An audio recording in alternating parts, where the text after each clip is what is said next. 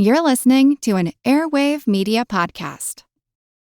With a major selection of the looks your kiddos love, starting at just $4 in the Walmart app, a new school year means a stylish new them. Who knew? Find skater skirts and Crocs that say, I'm casual but cool. Sparkly sneakers that say, it's my classroom, you're just learning in it. And preppy polos that say, I'm the teacher's pet, even if they're mommy's menace at home. Find their favorite styles starting at just $4 in the app. The Walmart you thought you knew is now new. Hey guys, it's Katie, and earlier this week we dropped a Patreon episode on the main feed for y'all, and today we are following up with the sequel. Olga Alexandrovna, part 2 for you. And this is not a 101 session.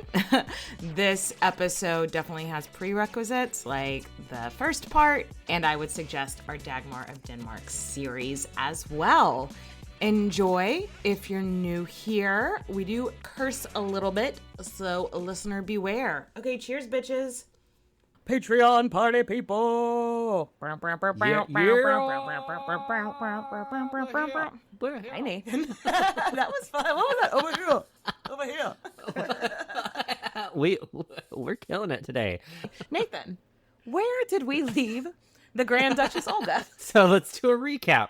Olga is the youngest daughter of the now deceased Tsar, Sasha Fierce. Her brother is now Tsar Nicholas II. So she's married to a gay guy named Peter who likes to gamble all her money away. She's not happy. And yeah, not happy about it. And she's just met a guy at court that caught her eye who isn't gay. So yeah. But he is a commoner. Yep, he's a commoner. So and what was his name again? What the royalty would do. His name was Nikolai Kolokowski. Nailed it. Yeah, nailed it. So she arranged to have him sit next to her at a casual dinner, and they were chit-chatting, and sparks were flying. And a few days later, Olga is asking Peter for a divorce. Like, I mean, whoa, like, I get it. I get you're unhappy and you love this guy, but dang. And back then, divorce was like so uncommon, period, especially for the sister of the Tsar. And I don't think she's like asking for this lightly either. Like, I genuinely think that she's unhappy with Peter. He doesn't have any sort of sexual relationship with her. She has feelings for this dude, but I guess who doesn't love this divorce idea? Peter. Oh, you mean the guy that needs her money to pay all his gambling debts doesn't love the idea of the cash cow being stripped from him? Huh. Right? What? He says no, but then he tells her to give him 7 years and he may reconsider. So I went down this rabbit hole of like, why 7 years? Why 7 years? Is that how long it was going to take to pay off all his debts? Well, the only thing that I could find, honestly, is like in the Bible, it says that after 7 years, you cancel your debts. That's part of the rule that like you cancel a loan after 7 years. I am flying blind on this. I have no idea. If you have an idea, let us know. Maybe he was drunk and he was like, oh, that's making 7 years? No, she'll forget about it. Yep. And I mean, because Olga's got to be young too. So these are like the most fuckable years of her life. And she's not getting fucked at all. Yeah. Peter is just this drunk, gambling homosexual that is not letting Olga divorce him. Like, he's not sexually interested in her either. And look, usually when I think, who do I want to go party with? A drunk, gambling homosexual sounds great. But to be married to, not so much. And for the record, I am not that drunk, gambling homosexual. I've never seen you gamble. The other two things, well, that's why we're friends. You've seen, yes. So you think that at this point, everything's just awful for her. Peter's turning her down, and it's all, okay, you can never see this guy again. F off. Not necessarily. Okay. So Peter hired Nikolai to be their personal assistant. But this is, again, no facts, just vibes. No facts, just vibes. Pure speculation. But I'm thinking Peter is thinking, okay, she obviously has the feels for this guy. I am not giving her any sort of fulfillment. Maybe I can just appoint him as like a secretary or something, and you can do your thing can on have the an side affair. and flirt. Yeah. Y'all can flirt. Y'all can do whatever y'all want as long as it keeps you occupied. Just don't divorce me. That's my guess too. That's what I was gonna say, is that it was just to like, hey, she can have access to this guy all the time, and I can still have access to her money. It's a compromise. But no, I bet that's why. Yeah, no, it totally is. And this obviously starts the rumor mill amongst all the royals and the commoners. They're like, how could you not want to gossip about this? I mean, like, seriously, this is stuff you would see in the tabloids right now. The rumor mill is just going. But for me, I'm like, hey, at least she has a side piece. At least like, she's... You gotta look for that. Do we silver know? lining. Were they definitely having a physical relationship, or was it just we don't know? We would don't. assume probably, but since there wasn't really birth control back then. Yeah. Mm-hmm. I don't think that there may have been some kissing and, maybe some hugging hand a little stuff. too long. Yes. But at least at this point, even if they're not having sex at all, they're able to develop a relationship. It's a emotional relationship, at least. Yeah. Yes. And another little pocket full of sunshine for Olga is so she gets to visit with her nieces and nephews from Tsar Nicholas and Alexandra all the time. Their first daughter was Olga, wasn't it? Mm-hmm. And so, was it named after his sister? I don't know. Well, probably because they're all and they're all but, named after each other. If they're close now, maybe Alexandra was like, your only relative that's nice to me is your sister Olga, so let's name this baby Olga. Yeah. So it's Olga has really gained the trust of Alex and Nicholas. Yeah. And she lets Olga take her kids, or the girls, not the boy, because he obviously has hemophilia, but she can take the girls to parties without the Tsar Nicholas and Alexandra around. So that's a big deal because we know Alexandra was very much an isolationist. And overprotective. So for her to give Olga her kids and be like, and those daughters I trust you with like, them. oh, thank God, cool Aunt Olga's here. Yeah, Auntie Olga. They loved her. They loved Auntie Olga. Well, Auntie Olga has a favorite. And that favorite was Anastasia. Oh. So her favorite was Anastasia. Put a pin in it. Sadly, as her relationship with the Tsar and family grew, her relationship with her favorite brother, Michael, broke down. He ended up marrying a commoner who was divorced 2 times. And back in the day, guys, this is scandalous. Yeah, for like, sure. oh my God, she's twice divorced. What's wrong with her? And blah, she's blah, a blah. commoner. Yeah, this is bad. So he ended up cutting off all communication with the entire family because he was being shunned, essentially. Y'all are judgy motherfuckers. Let me love who I love. Fuck off. Mm-hmm. I'm not going to be Tsar. What does it matter who I marry? And the tragedies in this story certainly don't end there. Oh, wait. You mean the last Tsar's family doesn't have a lot of happy endings? Tell me more. I don't know. So, there's lots of war. Good God, y'all. And that's what the Russian people were saying when the Russians decided to fight Japan. Yes. Like, they were literally like, what is this? Like, why are we fighting them? This doesn't make any sense.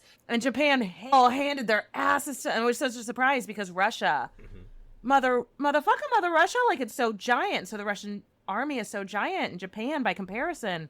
But Japan had this thing called being organized, and Russia was just, numbers did not equal effectiveness. And, oh God, the Russo-Japanese War. Fuck, that is a whole rabbit hole you can go down, but long story short, they should not have been there. They shouldn't have done it. And then they fucked around and found out. Yeah, and the commoners knew this as well. And so this is where you start to see people revolting and starting to go against the grain and be like, whoa, fuck this. We're not doing this anymore. So a group of revolutionaries fired live rounds into the Winter Palace while Olga and Dagmar were there. And there were glass splinters just raining down on how scary. On so, all her trauma about people are trying to kill you being validated. It's coming true. Oh, God. So 3 weeks later, just 3 weeks later, Bloody Sunday happened. So TLDR about Bloody Sunday, and we can talk a little bit more about this, but It's a bunch of Russian hippies. They're saying, let's make love, not war, being super peaceful. And then some guards got super bad and killed the hippies. But like, they were literally being led by priests. Mm-hmm. Oh, bad look. And honestly, all they needed to do was throw everybody a pizza or a bread party. And they would have gone away. Yeah, they would have gone away. All Nicholas had to do was be like, give them all some beer. And it would have worked. But the guards were like, I'm pretty sure he said kill them all. I'm pretty sure they said massacre. So let's kill this fucking priest. Yep.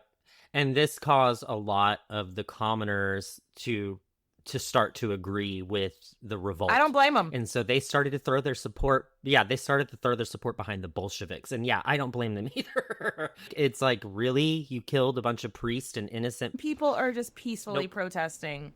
You don't shoot them. Hot take. Yeah, hot. No, very cold take. Cold take. That's pretty easy to get behind. And at this point, the Bolsheviks, who everyone throws their support behind, they want the royals ousted. Bye. Gone. Bye. And we will keep your Fabergé eggs. Thank you. Yep. Long story short, there's lots of fighting, y'all. And if you are looking for a wartime strategy podcast, this is not the one. No shade, plenty of stuff to research out there, but we're here to talk about Olga. So Olga is shaking in her boots. She knows things were bad. But she didn't know it was this bad. Like, it's, whoa, people are revolting bad. So she starts stepping up to the plate. She puts her hat in that political realm and starts throwing her support behind a prime minister who has some progressive ideas that might put them on the right path. But the revolutionaries are like, this isn't fast enough. This isn't right enough. Nope, this is a crock of shit. So they assassinated that prime minister. Oh, so many assassinations in Olga's life. Yeah. So Olga, she doesn't let this pull her down. Marina Alex is still having issues keeping up with her son because hemophilia. Olga is like, okay, you go take care of him. I'll stand in for you at all the public meetings and all the events, and I will play your part. Which is nice, but I'm sure it's making people gossip even more. Yeah, because Alex is diddling around with creepy-ass Rasputin. Yes. Yeah. And, BT dubs, Olga thought he was weird. So, love this. Not a super hot take, but yeah. Rasputin, little weirdo. So, she's rising to the occasion. Olga is taking on more and more responsibilities. What possibly could stop her? War. Good God, y'all. God, World War I. Yep, that's it. World War One. So, TLDR, the world is big mad at each other. And Russia got dragged into it, per usual. So, Olga leans into her prior work in the hospitals, and she works as a nurse for the Red Cross. So, she may not like her mom, but you sure are following in her footsteps. Yeah. Olga is busting her ass. She's probably looking around at this point being like, man, I am working so hard in this war that we just got dragged into, and I've got this deadbeat gay-ass husband who doesn't want to bone me, obviously, and keeps spending my money and gambling and drinking it away. You know what? This is bullshit. I'd be mad, too. When I was researching Dagmar, I kept finding that since Dagmar was working in hospitals and stuff during World War I, it was like the only thing that was endearing people to the royal family. And so she's following in her mother's footsteps there, doing God's work, and being the only likable person, probably her and her mom, the only likable people in the royal family right now. If you're married to someone who's off, like, watching you bust your ass while they go to the casino, making your family look even more fucked up. Not helping. Dude. And not boning me. Like, what? Oh, God. At least if you're going to spend my money, you can bone me every now and then. Like, come on. And at this point, Olga has been waiting for, it's not a divorce, it's an annulment because they've never marriage had sex. It's not consummated. So she can get an annulment. It's been 15 years that she's been married to this guy. And she's probably still a virgin. Yeah. She goes over her husband's head and looks at Tsar Nicholas and is like, okay, you have got to annul this marriage. I am miserable. I've been putting up with this. And we know that the marriage was not consummated, unlike some other people. Catherine of Aragon. I don't know. I got something stuck in my throat. So she's going to the palace and she's gonna get divorced. So she would have been that girl that, that throws the divorce party after she 100% was that girl. Like, nope, we're gonna party. We're gonna get a cake. Vodka for fucking breakfast. Some vodka. Yes. Yeah, we don't know if she had ye old divorce party, but she should have. Part of me, she should have, and part of me hopes that at least she kicked up her feet and drank a little vodka. I hope so. Celebrated. I hope so. She did waste no time preparing for her wedding, though. Yeah. She's like, she's known Nikolai for 13 years. So it's not like, oh God. So it's not like this random guy she's just leaving. They definitely, I think surely in that 13 years, they probably got physical. They had to have gotten at least some. And she just got lucky physical. that she didn't get pregnant. Or they did the pull-out method, or they just did like hand stuff. Some 13 years. Yeah. I've been with my husband for, it'll be 14 years next month. And so you literally are like pretty much in the same boat. Yeah, and we have definitely hooked up. Yeah, and they've been together. They've been like Olga and him have been together for 13 years. So she knows he's this guy's not going anywhere. Like this is not some random dude that she picked up, some rebound guy. Unless he's playing a real long game. A real long game. But this just shows that this is true love, right? Absolutely. Like this is not just some guy that she fell for. She truly loves this commoner. They are head over heels with each other. So they are married on November of 1916. And it was a teeny tiny wedding, which I think she really wanted anyway. There was a guest list of a whopping 8 people. Dagmar was there. Dagmar was one of them. And then like 2 of her nurse friends, I think like her brother-in-law and a couple of other folks were there. They're getting married amidst this literally world war. Yeah, it would have been such a bad look to throw a big over the top wedding. Yeah. During a world war. During a war. Yeah. So Olga finally gets her man, but it's 1916. Not a good time. Not a good time. The Russian population has had it with all these wars. They're starving, literally, while the royals are throwing these lavish parties, wasting money. Having Fabergé eggs made for no fucking reason. No reason. I want one, but I could see how a Russian commoner would be like, that could buy me food for the rest of my life, and that's just going to be like a paperweight. Like what the my whole neighborhood food for their entire life. Like it's ridiculous. And it's just going to sit on your desk. It doesn't even do anything except for be there. Yeah. Yeah, and the Tsar and Alexandra, like the Tsarina, are not helping things because they're leaning into this, loving it more, and being super secretive. So, of course, conspiracy theories come out. I get so upset sometimes when I think about the things that Alexandra and Nicholas could have done just slightly differently to completely change the course of their and their children's lives, you know? Yep. So the revolutionaries in Russia do what revolutionaries like to do, and that is revolt. You say you want a revolution. Yeah. And they were like, yeah, we actually do. We actually would really like to do that, yeah. Yeah, and Tsar Nicholas abdicates the throne. And the entire family has to go into hiding at this point. Like, if you have a drop of Romanov blood, Molly, you in danger, girl. And Olga flees to Crimea. Good. And she's put under house arrest. So this is one of those, like, Mary Queen of Scots gilded cage moments where you're crammed into this beautiful palace, but you're crammed in, can't leave, stuck with some of your family who you don't get along with that much.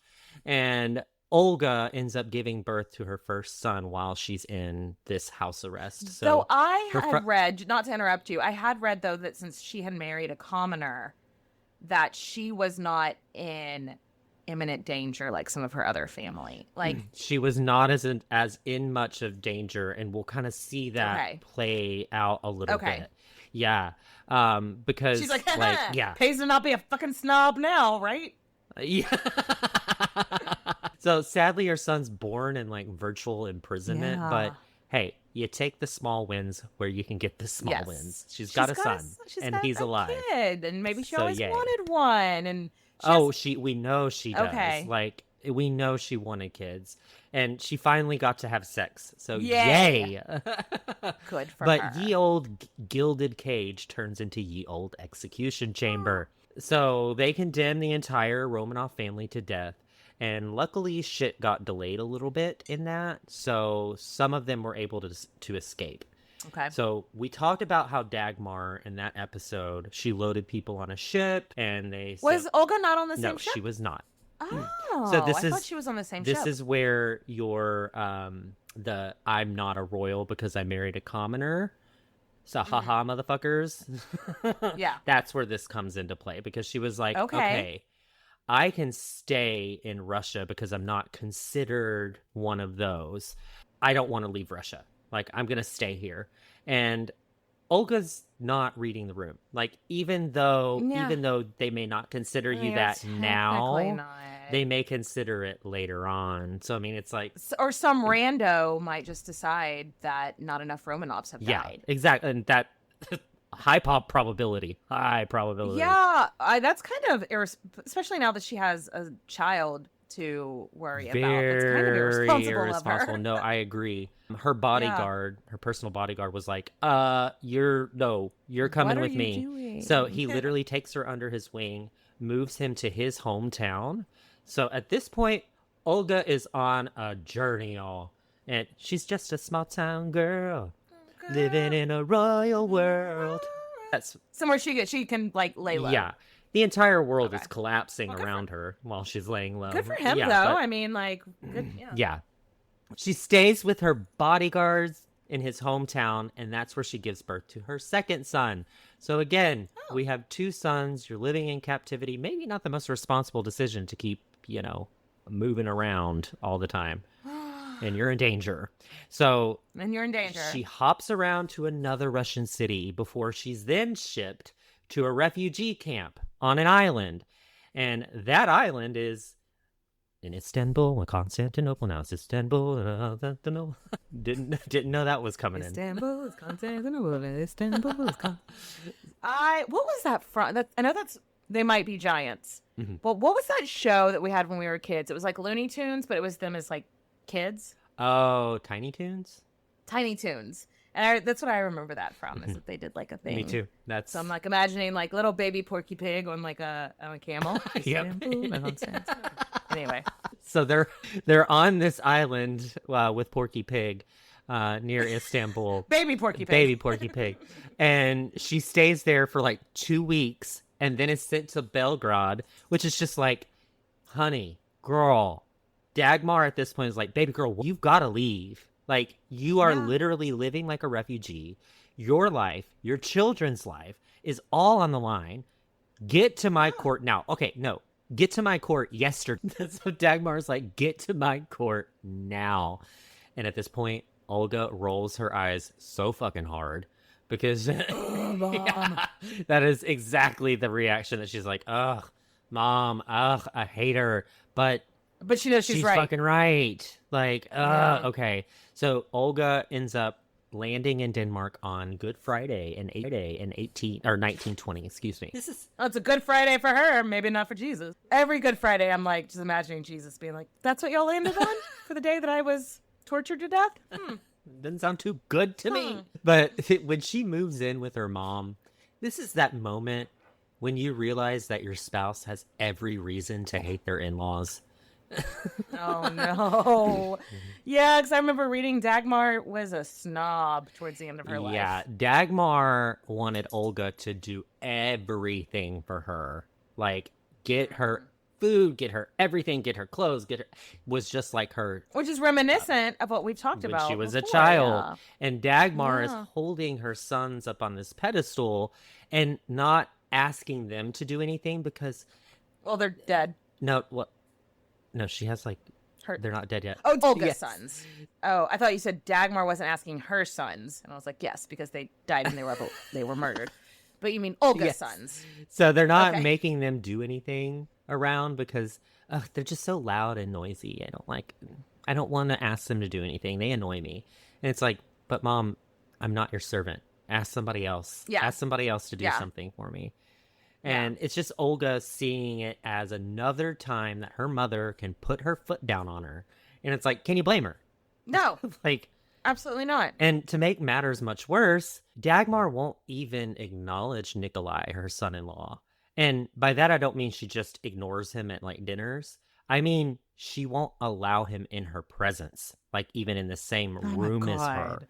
Dagmar, we love you, but you're acting like a cunt right now. Like, what the fuck? Back off. God, Like, snob alert. yeah, if Olga needed to attend a formal event, she had to do it alone. He could not even be in the same room with his mother-in-law, which mother-in-law from hell. I know. Good God. I can imagine Nikolai being like, I hate her so much. The flames? And then Yes. Olga's like, stop, honey. The Honey, flames? I know, honey. But also, they don't really have like a whole lot of other places they can go. No, they don't. So Yeah. Olga's just like, yes, I know you hate her. I hate her too. I am fully aware of this circumstance. So, But what can we yeah, do? nothing. But while in Denmark, there was a story of somebody that might have been her long-lost niece, Anastasia, named Anna Anderson. So I don't want to Yeah. pay too much lip service to Anna Anderson because, I mean, poor baby girl, mentally ill, born into poverty.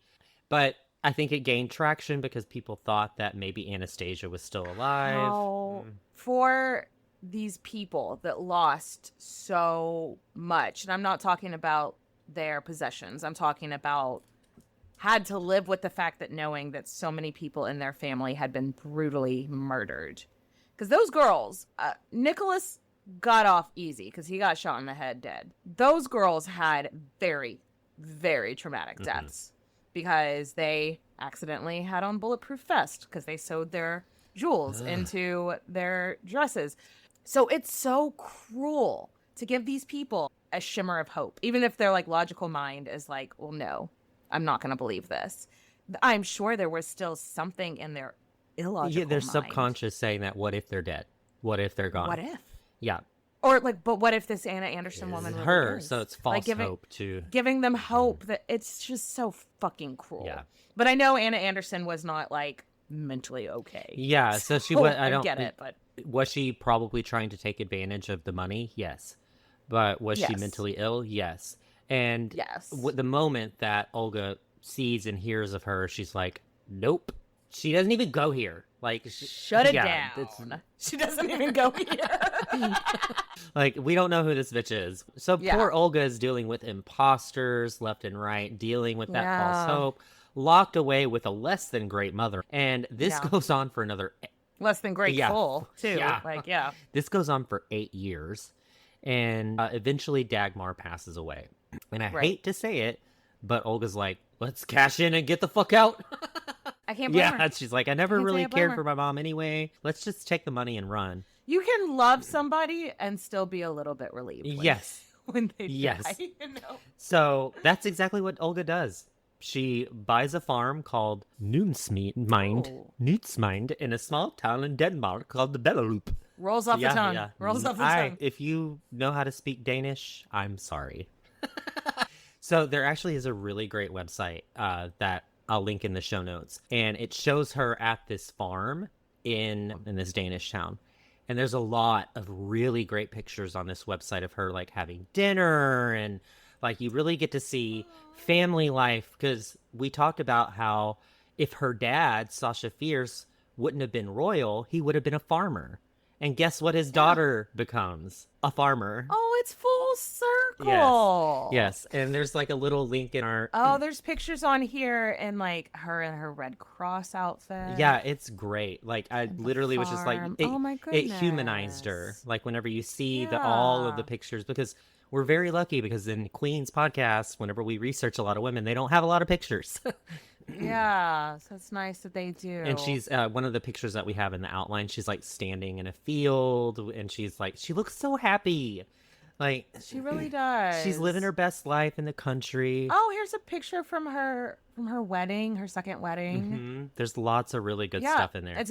She's got a very understated wedding dress compared to what Russian royalty usually wear. Like, very simple dress. Oh, this is so nice. Yeah, definitely make sure to link to this. Yeah, it's beautiful because you really see that she's loving life now. She's happy. Yeah. She's raising her 2 sons, Tihan and Guri. They're 11 and 13. So she's playing that farm life, tending to her chickens, gardening. She also really loves to paint. She learned watercolor with some of her friends who lived with her. But despite coming from royalty, money was a little bit tight. So she sold her paintings to help pay the bills, which... I read that before. I thought that was really interesting because I bet, like, you think how much could she get? I mean, she was a good painter, but still. But there were so many people, like, in France and Denmark and England that the remaining Russian royals were such a... enigma. Almost like a... Yeah, then of course they're going to pay good money for one and of a her lot paintings. of her work, or at least the paintings I saw, were like Russian landscapes. So it was like a landscape with like a Russian palace or Russian temple. memory. Yeah, a Orthodox temple or something like that. Her memory. Yeah. And they were really good. Like, they're beautiful. We didn't get a chance to go into it in her episodes because there was so much, but Dagmar was a really good painter as well. They loved it. Yeah, so she... Yeah. And what else can come along and ruin a good time? Oh, no. War. Good God, y'all. What is it good for? Absolutely nothing. And this one is a doozy. It's World War II. And guys, we simply do not have time for all of that. So let's just summarize it with, it was a bad time for everyone, and it was a bad time for Olga. So she gets accused. Yeah, she gets accused by, or of conspiracy by the Russians. So the political climate completely turns against her. Everybody's saying, "Oh, you're conspiring to overthrow us," and it's like, "No, I'm actually not doing anything." And so she reaches out to the Danish government, and the Danish government's like, "We don't really want to help you."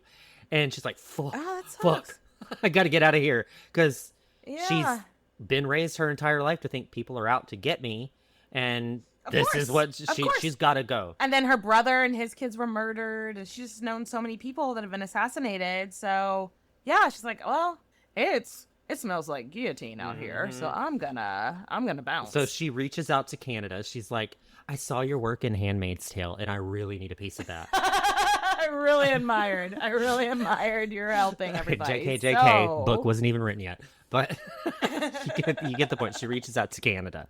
So they agree. They're like, okay, you can come here, but she has to go to London first because they don't have planes. She eventually makes her way to Ontario, where she purchases another farm. But by this point, it's 1952, and she's in her 70s. So she can't keep up with a farm. Like, that's too much work. And her husband's health is really taking a hit at this point. She ends up selling the farm, moves to a 5-bedroom house, and then within 6 years, her husband Nikolai is virtually paralyzed. So she sells all of her jewels to help pay for his his health care and help keep him happy. Upkeep, nursing and whatever. And he ends up passing away on August 11th, 1958. So this is one of those moments where I get a little sad because we've talked about this before when we have like loving relationships like this, that when one spouse dies, the other just kind of gives up. Isn't far behind. Yeah. If they don't remarry. Yeah. So her health just kind of starts to take a nosedive at that point. So she ends up staying with some friends in an apartment above a beauty salon, which we love. But what a change from like the life she was born into. I know. Like it went from you were raised in this nursery that was not great, but then you got to live your best life in a farm. You were in the Winter Palace. Yeah, you were in the Winter Palace, but you got to live your best life, and then now it's like you're in an apartment above a beauty salon as a royal. It's just a crazy, movement. On November 21st, 1960, she fell into a coma. 3 days later, she died at the age of 78. She was buried next to her husband in Toronto, which glad that she at least got that. Unlike a lot of our queens who have to get exhumed and then moved and all this, she got to live her life out peacefully in Canada. So hats off to her. What a fucking life. Yes. Like what a fucking life. I could not, like, I was like, we could make this one episode, but there's just so much with Olga. So much. And it's just, that was such an interesting story. And just what a journey. Like, and she seems like a legitimately cool chick. Yeah. Somebody who was down to earth, chill, knew how to read the room, tried to help her family, but knew when to fold their cards when she needed to, and got the fuck out when she needed to. Girl. Well, damn. Well, Nathan, that was such an interesting story. Thank you so much for taking us on that journey. Yes, and thanks for listening, guys. We'll see you later. Yeah. And cheers, bitches. This is Jen and Jenny from Ancient History Fangirl, and we're here to tell you about Jenny's scorching historical romantasy based on Alaric of the Visigoths, Enemy of My Dreams. Amanda Boucher, best-selling author of the Kingmaker Chronicle, says, quote, "This book has everything: high-stakes action, grit, ferocity, and blazing passion. Julia and Alaric are colliding storms against a backdrop of the brutal dangers of ancient Rome. They'll do anything to carve their piece out of this treacherous world and not just survive, but rule." Enemy of My Dreams is available wherever books are sold.